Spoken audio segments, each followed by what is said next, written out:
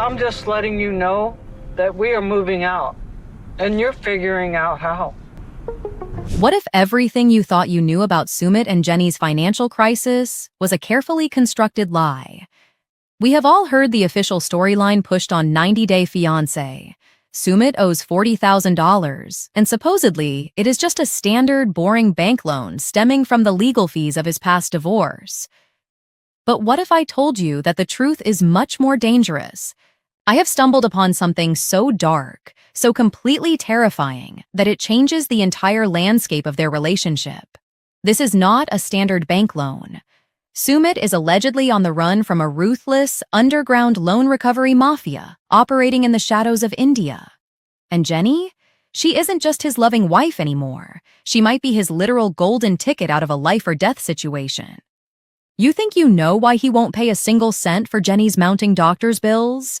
Because every single penny he has is secretly being siphoned off to pay massive, illegal loan interest, just to keep these dangerous collectors away from his front door. Before we dive into the dark reality of Sumit's unseen threats and the absolute insanity of the loan mafia chasing him, I need you to do me a huge favor. If you want to know the absolute truth behind the biggest cover-up in 90 Day Fiancé history, you need to smash that like button right now and subscribe to the channel. We dive deep into the unseen threats, the leaked footage, and the exclusive theories that the network absolutely does not want you to see.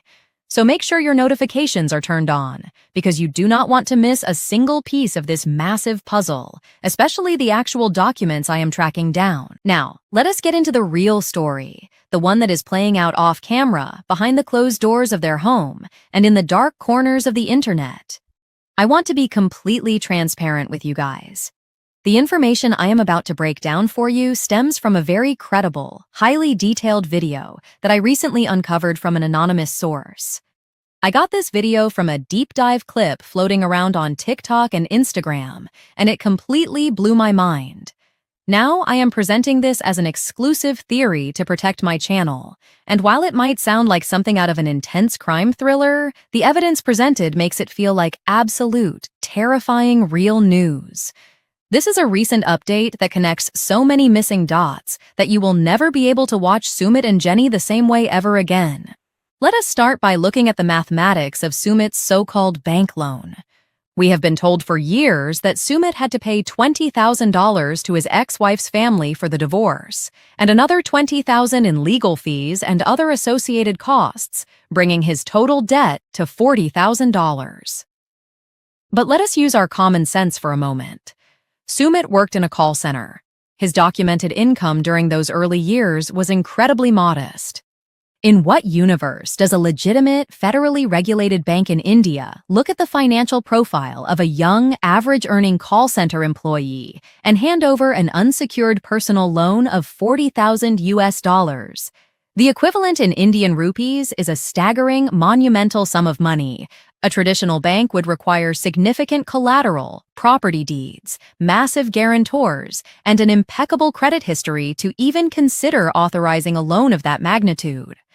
Sumit did not have a house to put up as collateral. He did not have a massive savings account.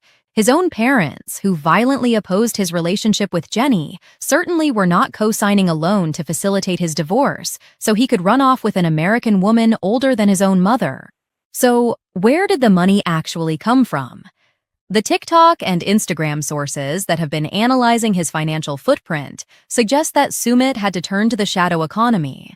He had to go to private lenders, unregulated entities, or what is widely known on the streets as the loan recovery mafia. These are not men in suits sitting behind glass desks asking you to sign a standardized contract with a fixed annual percentage rate. These are shadow syndicates. They operate outside the bounds of the law. They offer fast, liquid cash with zero collateral, but the catch is absolutely devastating. The interest rates are completely illegal, sometimes compounding weekly or even daily, and their collection methods involve intimidation, harassment, and severe physical threats. This brings us to the most heartbreaking and confusing aspect of their current storyline. Jenny has been facing serious health issues. She is aging, she is vulnerable, and she is thousands of miles away from the American healthcare system. She needs doctors, she needs medical attention, and she needs her husband to step up and financially support her in her time of need. Yet, time and time again, Sumit claims he has no money for her healthcare. He acts helpless. He deflects. He makes excuses. Why won't he pay for Jenny's doctors? The answer is terrifyingly simple. Because every single penny he earns, every check he gets from the network, every dollar he scrapes together from his side hustles is secretly going directly to pay off massive, illegal loan interest. He isn't paying down the principal of the $40,000. He is barely keeping his head above water, paying exorbitant extortion fees just to stop these Mafia collectors from showing up at his door and breaking his legs. If you do not believe me, you need to look at the subtle, horrifying clues hiding in plain sight. Let us talk about his digital footprint, which was highlighted brilliantly in the leaked social media clips I reviewed. Take a close look at his WhatsApp activity. Fans and insiders who have had the chance to communicate with him, or those who have managed to get a glimpse of his online status, have noticed something deeply disturbing. Look at his WhatsApp last seen timestamps. They are always at 3 in the morning, 4 in the morning, sometimes even 5 in the morning. This is not the digital footprint of a man who is simply staying up late to watch television. This is the erratic, unpredictable digital footprint of a man who is completely terrified to close his eyes.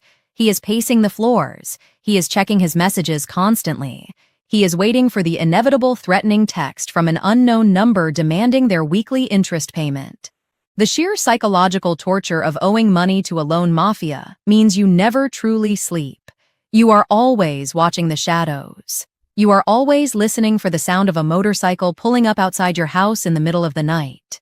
Sumit is a man running on pure adrenaline and absolute terror, desperately trying to maintain a calm, smiling facade for the reality television cameras, while his entire world is quietly burning to the ground off-screen. And this brings me to the absolute core of today's video. This is what I am calling the scaffold theory, and it is going to completely change your perspective on everything Sumit has done over the last 2 seasons. A scaffold is a temporary structure built to support a crew while they construct or repair a building. Once the building is secure, the scaffold is torn down and discarded. Under the scaffold theory, Jenny's entire medical emergency and the sudden, dramatic push that they absolutely must travel together is not born out of a husband's pure love and devotion. Sumit orchestrated this entire we must go together drama so he can use Jenny's medical emergency as an immediate, unquestionable exit strategy. Think about it. Sumit has spent years dragging his feet about going to America. He made every excuse in the book. He lost his passport, his parents wouldn't allow it, the paperwork was too hard, he didn't want to leave his culture. But suddenly, as the debt mounts, as the loan mafia starts closing in, and the 3 a.m. WhatsApp messages become more threatening, his tune completely changes. Suddenly, he is desperate to leave India. He is pushing the narrative that they must flee to America for Jenny's health, but he is using her illness as a shield. If he just packs up and flees India on his own, or if he tries to run away from his debts under normal circumstances, the mafia will hunt down his family. They will go after his mother, his father, and his brother. But if he frames his sudden departure as an absolute, unavoidable medical emergency for his elderly American wife, it creates the perfect cover story. He can look his dangerous creditors in the eye or tell his family that he has no choice. He has to take her to America to save her life. It provides him with the ultimate, unquestionable exit strategy to board a plane and escape the jurisdiction of the Indian shadow lenders. Jenny is completely oblivious to this master plan.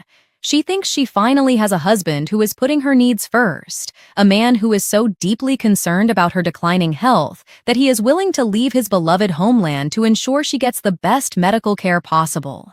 She has no idea that she is simply a golden ticket. She is a human shield. Her medical records, her doctor's notes, her visible frailty, these are all tools Sumit is using to construct an airtight alibi for fleeing the country. He needs to get to America not because he wants to live the American dream, but because the loan mafia cannot easily reach him in California. He knows that once he crosses international borders, the shadow lenders lose their leverage. They cannot send their street thugs to collect a debt in a quiet American suburb. The brilliance of this scaffold theory is how perfectly it aligns with his current refusal to pay for her medical care in India. If he pays for her to get better in India, the medical emergency disappears. If Jenny is suddenly cured and healthy while staying in New Delhi, Sumit loses his excuse to flee. He needs her to be sick enough to justify an international move, but he cannot afford to pay for the treatments anyway, because the mafia is draining his bank accounts dry. It is a twisted, incredibly dark win-win situation for him. He denies her the local healthcare she needs, saving his money to pay off the mafia's interest, while simultaneously letting her condition worsen just enough to justify the emergency flight to America that will ultimately save his own life. This entire situation is like watching a slow-motion train wreck.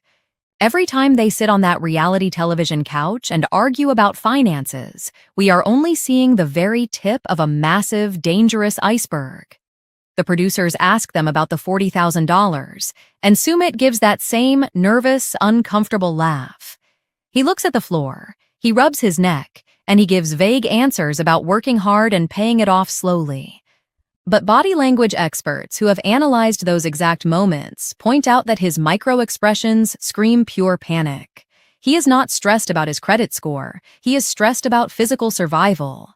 The reality TV cameras are actually serving as a temporary layer of protection for him. As long as a production crew is floating around his neighborhood, the loan mafia is forced to keep their distance. They do not want their illegal collection practices broadcast on international television. But what happens when the season wraps?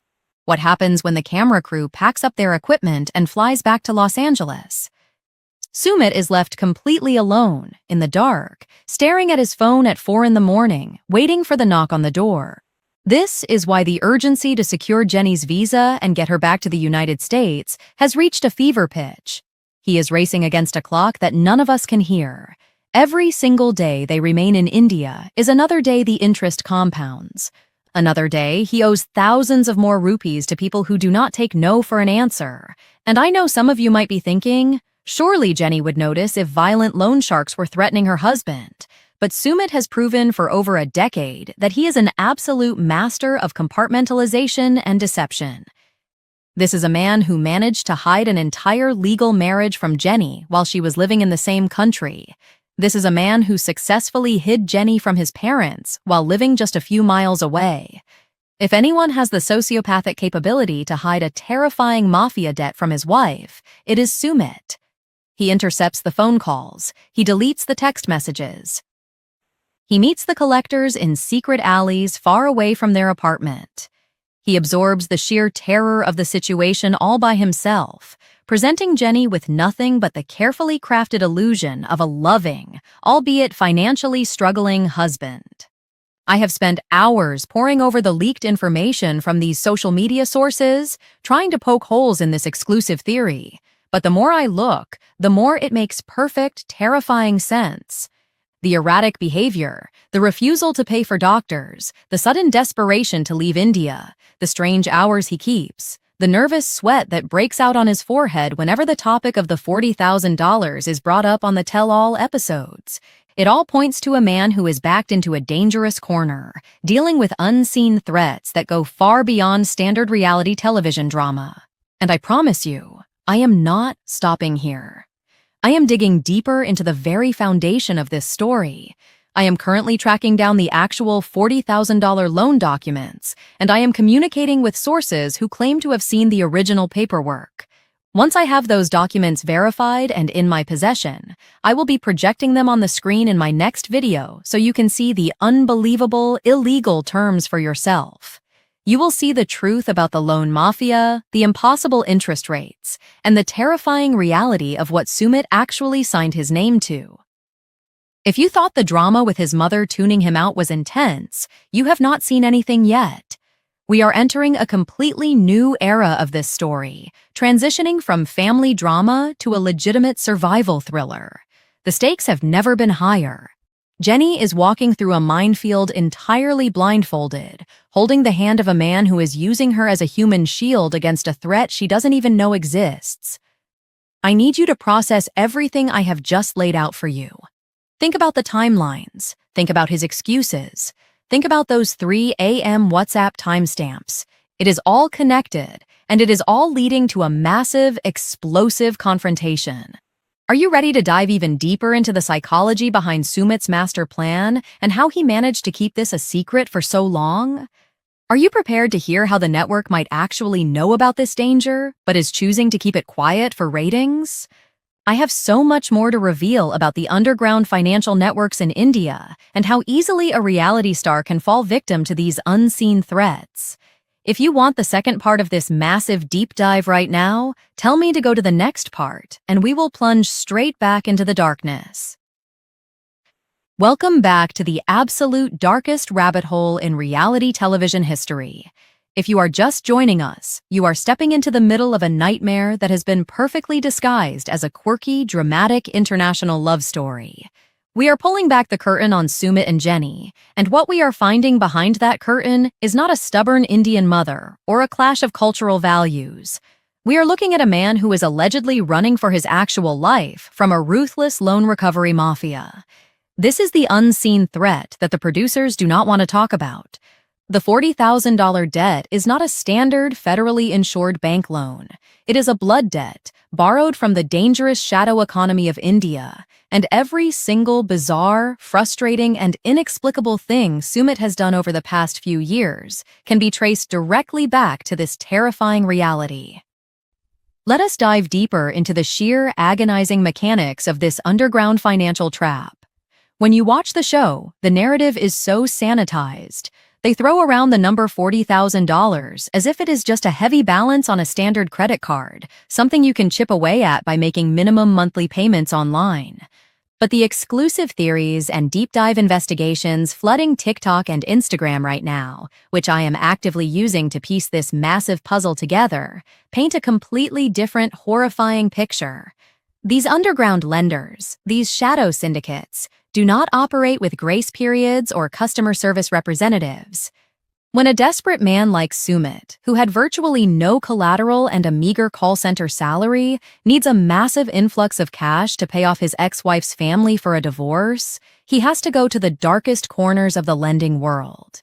These are men who operate out of backrooms in local markets, syndicates that deal exclusively in cash, intimidation, and fear. The interest rates on these illegal loans are not calculated annually. According to the translated comments and leaked burner accounts I have been analyzing from local sources, these shadow loans often operate on a weekly or even daily compounding interest structure. We are talking about extortionate, illegal percentages. Sumit is not paying off the $40,000. He is likely paying thousands of rupees a month just for the privilege of keeping his legs from being broken. This is the secret reveal that completely redefines his treatment of Jenny. You watch the screen and you see a woman in her 60s, far from home, struggling with her health, begging her younger husband to help her navigate the medical system and pay her doctor's bills. And you see Sumit dodging, weaving, making up pathetic excuses, and holding onto his wallet with a white-knuckle grip. Viewers scream at their televisions, calling him a deadbeat, calling him selfish, wondering how a man who claims to love this woman could deny her basic medical care. But when you apply the lens of the loan mafia, his refusal to pay for Jenny's doctors is no longer just selfishness. It is a grim, terrifying matter of survival. Every single penny he has, every dime he extracts from his reality television paychecks, every scrap of income he can hide from the public eye, is secretly going to pay off that massive illegal loan interest. If he takes $1,000 and spends it on Jenny's medical tests, hospital visits, or prescriptions, that is $1,000 he cannot hand over to the shadow collectors. And these collectors do not care if your American wife is feeling under the weather. If you miss a payment, they escalate. They show up at your favorite tea stall. They follow you to the market. They wait outside your parents' home. Sumit is trapped in an impossible, agonizing vice. He is choosing between his wife's health and his own physical safety, and the primal instinct to survive is winning out every single time. The psychological toll of this existence is completely unimaginable, and if you know where to look, the evidence of his mental collapse is hiding in plain sight. I mentioned the digital footprint earlier, but we need to really analyze what these leaked social media clips have uncovered. We are talking about screenshots of his WhatsApp activity provided by anonymous insiders and frustrated former friends. Look at his WhatsApp last seen timestamps. They are consistently logged at 3:14 a.m., 4:27 a.m., 5:05 a.m. This is the erratic digital footprint of a man terrified to close his eyes. In the quiet, pitch-black hours of the night in New Delhi, when the cameras are gone and the house is silent, Sumit is not sleeping. He is staring at a glowing screen, his heart pounding in his chest, reading threatening messages in local dialects that the reality TV translators will never see. He is watching the digital indicators turn blue, knowing that the men who hold his life in their hands are awake, watching him, reminding him that the clock is ticking. You do not stay awake until 5 in the morning, night after night, week after week, unless your mind is being consumed by an unseen, insurmountable threat. He is living in a perpetual state of fight or flight, masking a massive, adrenaline-fueled panic attack behind that nervous smile he flashes at Jenny over morning coffee. This brings us right back to the scaffold theory, which is the absolute most brilliant and sinister aspect of this entire exclusive theory. Sumit is a master manipulator. We know this because he maintained a secret marriage for years. But his current manipulation is operating on a completely different survival-based level. Under the scaffold theory, Jenny is the temporary structure he is using to build his escape route. He orchestrated this massive, sudden, we must go together to America drama so he can use Jenny's medical emergency as an immediate, unquestionable exit strategy. For years, he fought against leaving India. He loved his country. He loved his food. He wanted his parents' approval. But that was before the debt ballooned out of control. That was before the shadow lenders started closing in. Now, he is suddenly the driving force behind getting a visa. But why frame it around Jenny's health? Why not just say he wants to move to America for a better life? Because if he leaves voluntarily for his own benefit, the lone mafia will view it as him fleeing his debts, and they will immediately target his vulnerable family members.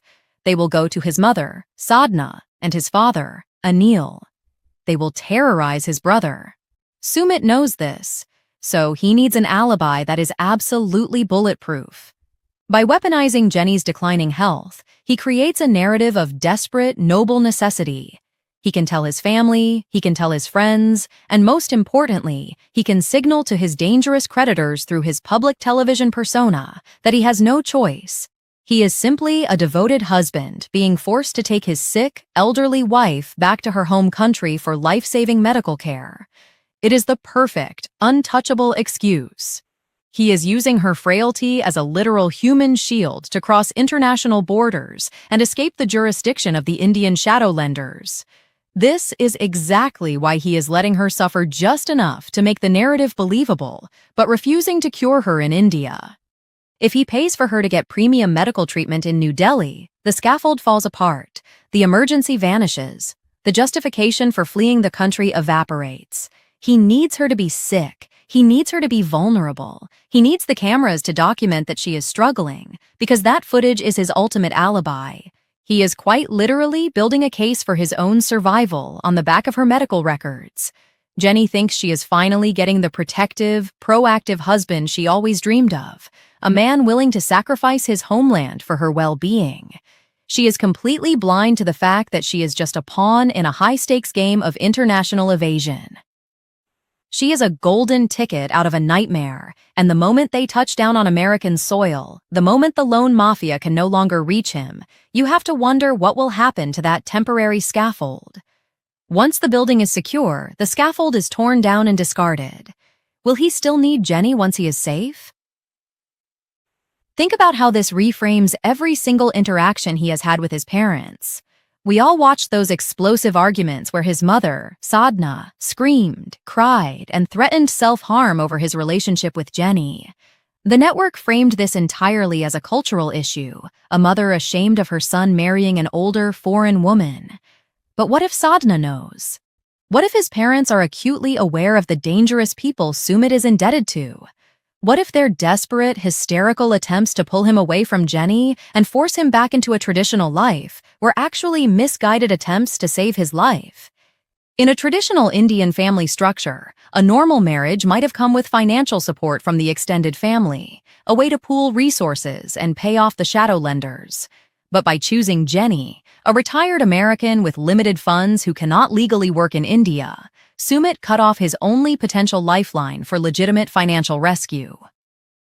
His parents' absolute terror might not just be about social stigma. It might be the pure, visceral terror of knowing that their son is in bed with the Mafia, and this American woman is inadvertently blocking his only way out. Every tear his mother cried takes on a completely chilling new meaning when you realize she might have been crying for his actual physical safety. And what about the producers?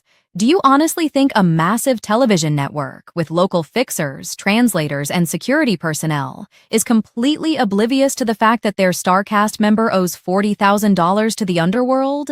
Of course they know, but it is much easier and much safer to package this debt as a boring, bureaucratic divorce fee. If the network actively exposed the shadow lenders, they would be putting their own camera crews in danger. So they let Sumit spin his lies. They let him give those vague, stuttering answers about working hard and paying it off slowly. But if you watch the unedited clips that have leaked onto social media, if you study the raw footage that the TikTok body language experts are analyzing, the illusion shatters. You can see his eyes darting off camera. You can see the constant nervous swallowing. You can see a man who is hyper-vigilant, scanning his environment not for overly enthusiastic fans, but for the local enforcers who have been tasked with collecting his blood money. The sheer magnitude of this deception is staggering. Sumit has essentially trapped Jenny in a foreign country, isolated her from her family, and placed her directly in the crosshairs of an underground syndicate without her having the slightest clue. She wanders through the local markets, completely unaware that the men staring at them might not be staring because they are a mixed-culture reality TV couple. They might be staring because her husband owes their boss a mountain of cash. She is sleeping in a house that could be targeted at any moment, and instead of protecting her by coming clean, Sumit is burying the truth deeper and deeper, gaslighting her about their finances, and secretly funneling every available resource into keeping the wolves at bay. This is the reality of the unseen threats. It is not about cultural differences. It is not about an overbearing mother-in-law. It is about a $40,000 debt that has transformed into a financial monster, capable of destroying both of their lives. And I am not just giving you theories without backing them up. As I mentioned in the first part of this deep dive, I am currently tracking down the actual, physical $40,000 loan documents. The sources who provided these leaked social media videos claim to have access to the original paper trail. I am talking about the promissory notes, the signatures, the illegal interest rate agreements hidden in the fine print. I am working around the clock to authenticate these documents, because the moment I have them fully verified, I am going to be projecting them on the screen in my very next video. I want you to see the exact moment Sumit signed his life away.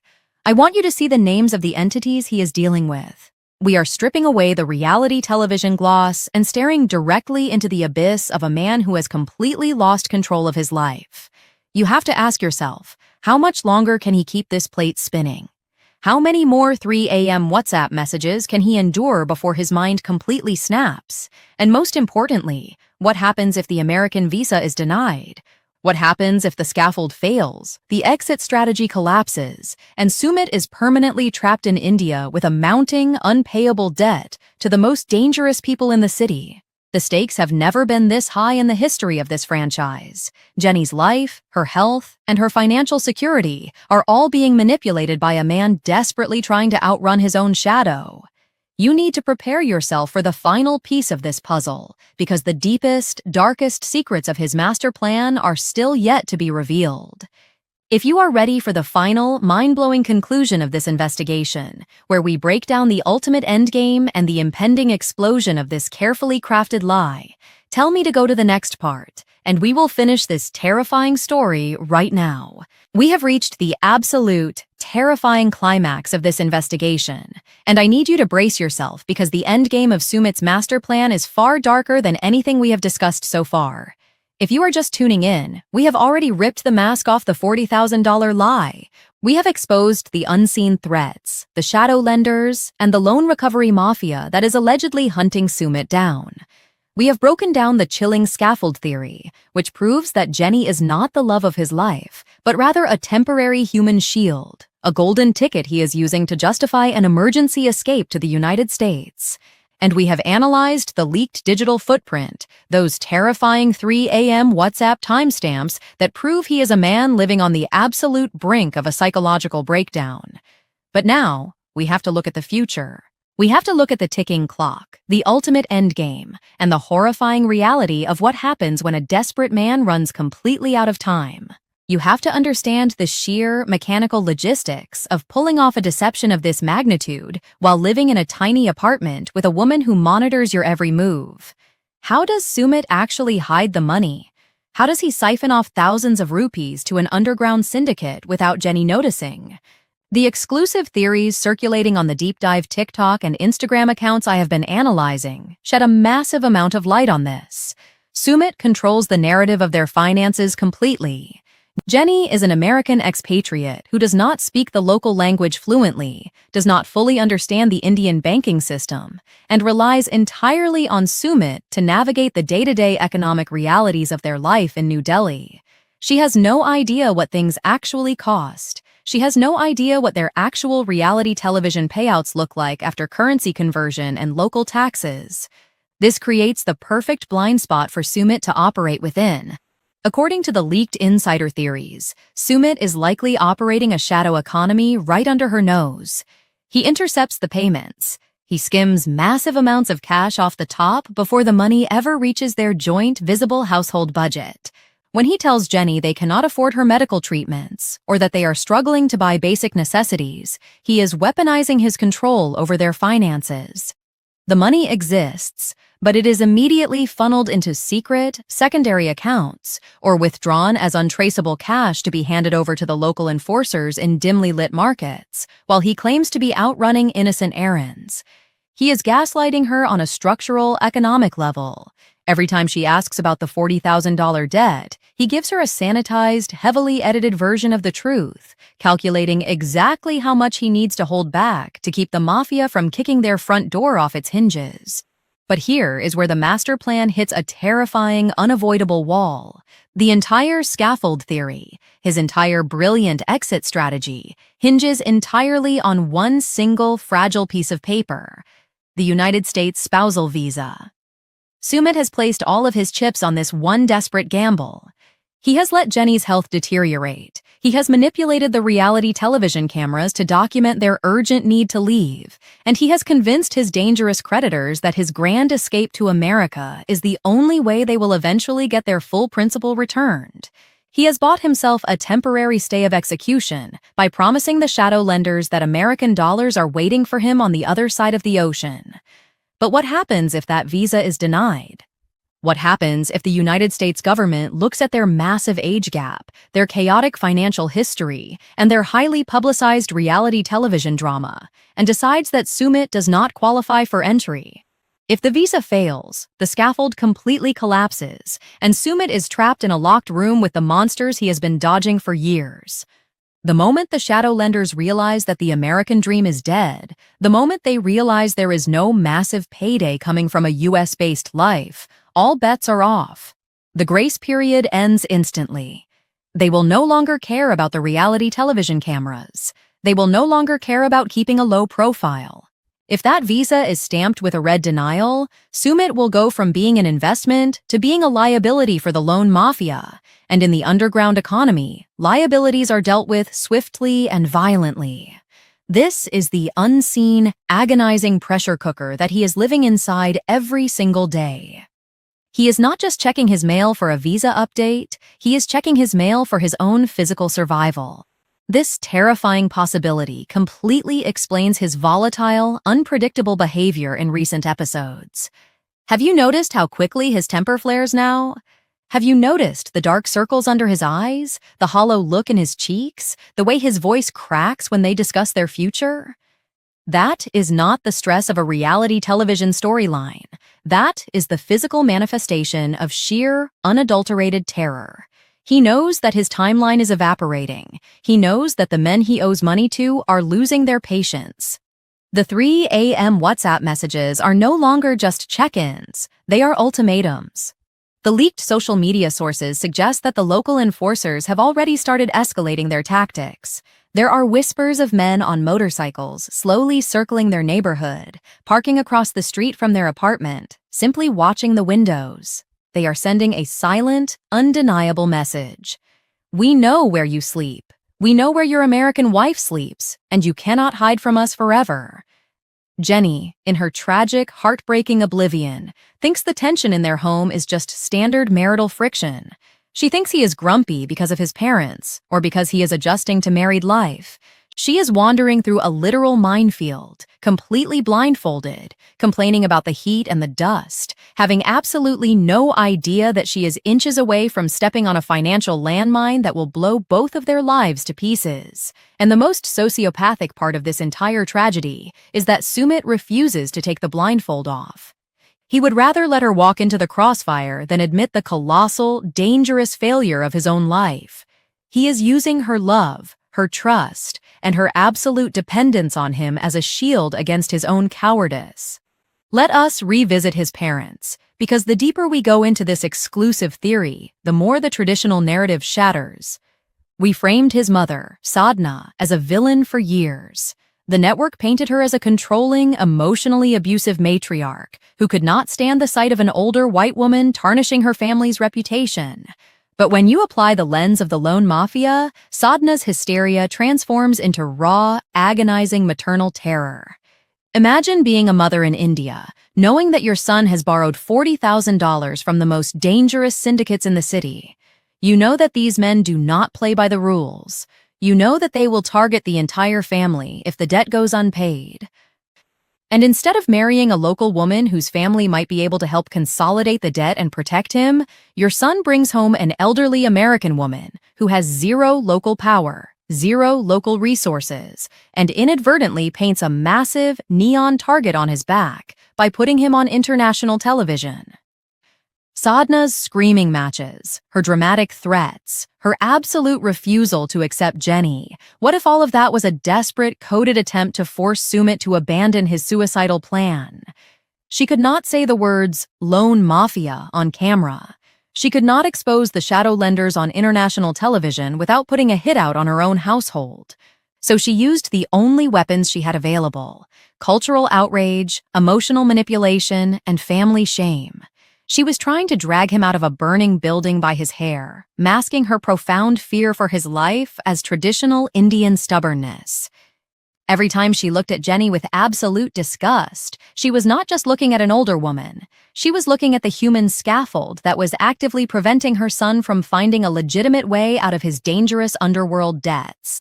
And the reality television network is absolutely complicit in this dangerous illusion. They have researchers. They have background check protocols. They have local producers who know exactly how the shadow economy works in New Delhi. They know that a call center employee does not magically secure a $40,000 unsecured bank loan. But the truth is too messy, too legally complicated, and frankly, too dangerous to broadcast. So they sanitize the unseen threats. They edit out the nervous sweating. They cut away when Sumit looks terrified of a passing motorcycle.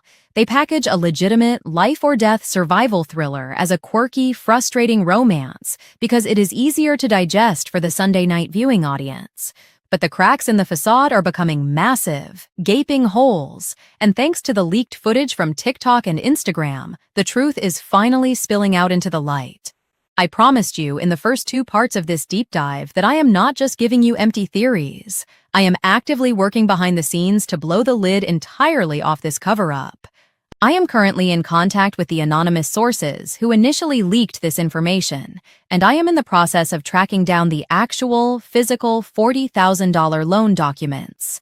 This is the paper trail that the network and SUMIT have prayed would never see the light of day. I am securing the promissory notes, the illegal interest rate agreements, and the signatures that tie him directly to these dangerous, unregulated shadow syndicates. This is not just gossip anymore. This is a forensic financial investigation. I am verifying the translations, I am authenticating the dates, and I am making sure everything is absolutely airtight. And the second I have those documents verified and in my possession, I am going to be projecting them entirely uncensored on the screen in my very next video. I am going to show you exactly who he owes this money to, how fast the interest is compounding, and the terrifying legal and illegal ramifications of the contracts he signed. You are going to see, with your own eyes, the exact mathematical proof of why he refuses to pay for Jenny's medical care. You are going to see the blood money contracts that keep him awake at 4 in the morning. This next video is going to completely break the internet and change the history of the 90-Day Fiancé franchise forever. You will never be able to look at Sumit, Jenny, or his family the same way again once you see the terrifying reality of what is printed on those documents.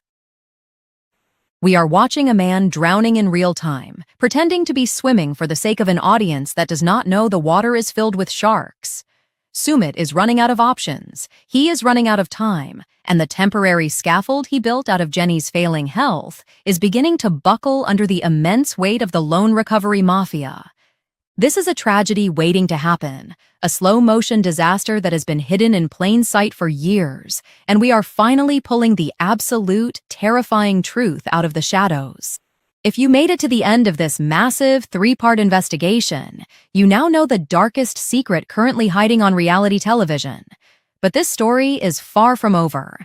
I need you to smash that like button right now to support this deep dive journalism. And if you haven't already, you must subscribe to the channel and turn on all of your notifications.